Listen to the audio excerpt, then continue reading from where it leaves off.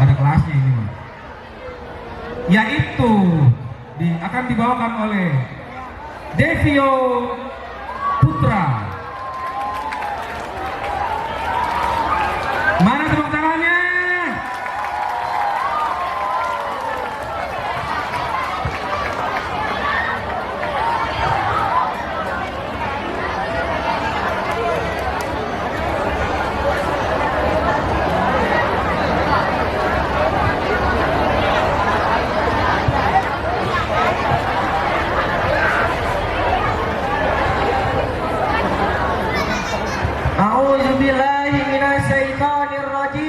Bismillahirrahmanirrahim. Yang saya hormati Bapak Ibu Dewan Juri, yang saya hormati para hadirin sekalian, dan tak lupa pula para teman-teman saya yang telah hadir di tempat ini. Orang pesek ketemu sama orang pesek berkata halo sek. Orang mancung ketemu sama orang mancung berkata halo cung. Orang gendut ketemu sama orang gendut berkata halo ndut. Si pesek ketemu si mancung, si gendut gak bisa salam-salam. Akhirnya mereka mengucapkan salam. Assalamualaikum warahmatullahi wabarakatuh. Warahmatullahi wabarakatuh. Innal hamdalillah nahmaduhu wa nasta'inuhu wa na'udzu billahi min syururi anfusina wa min sayyiati a'malina. May yahdihillahu fala mudhillalah wa may yudhlilhu fala hadiyalah. Asyhadu an la ilaha illallah wa asyhadu anna Muhammadan abduhu wa rasuluh la nabiyya ba'dah. Qala hadis sallallahu alaihi wasallam, innama buistu liutammima makarimal akhlak.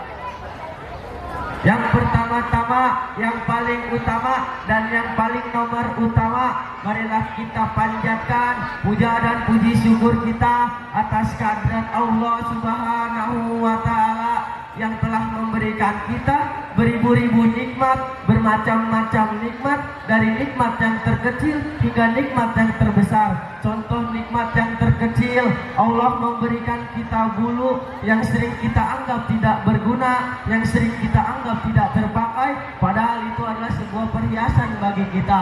Allah memberikan bulu rambut untuk kesempurnaan di kepala kita. Turun lagi ke bawah, Allah memberikan alis mata untuk kesempurnaan di wajah kita. Turun lagi ke bawah, Allah memberikan bulu hidung untuk menyaring kotoran yang ada di hidung kita. Turun lagi ke bawah, Allah memberikan kumis untuk kemacoan pada pria.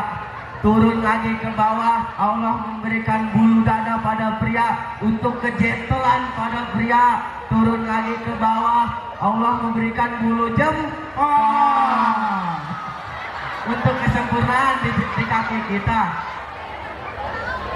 Begitu banyak nikmat yang telah Allah kasih kepada kita. Salawat serta salam marilah kita junjungkan kepada Nabi yang makamnya di Madinah dan namanya selalu disanjung-sanjungkan oleh umat muslim. Siapakah beliau? Beliau adalah panutan kita, beliau adalah suri tauladan kita, yaitu Habibina wa Syafina wa Maulana Muhammad Sallallahu alaihi wasallam, yang telah membawa kita dari zaman nenek-nenek makan getuk depan rumah sampai zaman nenek-nenek main Facebook, dari zaman orang muter-muter kagak jelas depan rumah sampai zaman orang-orang main komputer. Dan karena Nabi Muhammad pula kita bisa membedakan yang mana teh botol dan yang mana alkohol, dan yang mana koran dan yang mana Al-Quran. Baik, berdirinya saya di sini bukan seperti patung pancoran yang berdiri tanpa arti, tapi berdirinya saya di sini akan membawakan satu atau dua kata, atau mungkin bisa beribu-ribu kata yang insya Allah bisa bermanfaat bagi kita semua, yaitu tentang memperdalam rasa cinta kepada Rasulullah dengan meneladani akhlak dan kepribadiannya.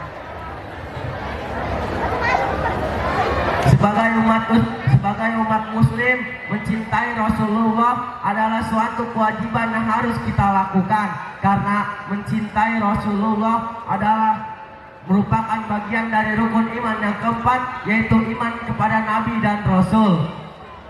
Ada yang tahu tidak mengapa kita harus mencintai Rasulullah. Karena Rasulullah adalah utusan Allah yang membawa risalahnya ke dunia ini.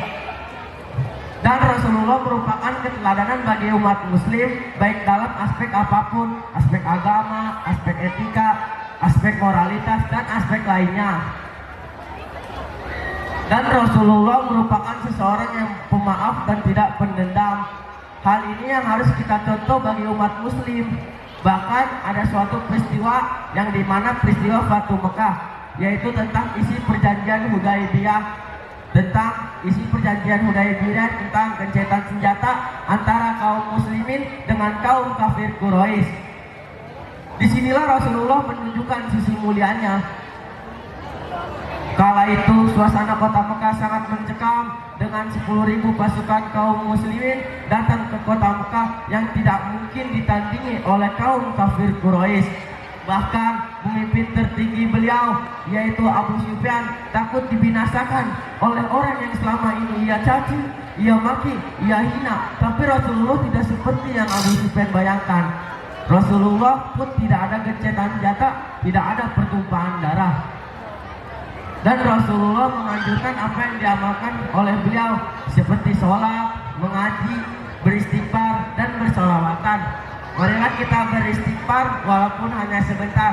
Diikutinya bareng-bareng. Astaghfirullah Rabbal baraya. Astaghfirullah minal khotoya. Ayo bareng-bareng. Astaghfirullah Rabbal baraya. Astaghfirullah minal khotoya. Sekali lagi berangkul, ayo bareng-bareng. Astaghfirullah Rabbal baraya. Astaghfirullah minal khotoya. Semoga istighfar kita tadi bisa kita amalkan setiap hari. Amin amin ya robbal. Cukup sekian dari saya, Ibu Tuti menjahit benang di dalam peti. Saya pamit undur diri. Wabillahi taufik wal hidayah. Wassalamualaikum warahmatullahi wabarakatuh.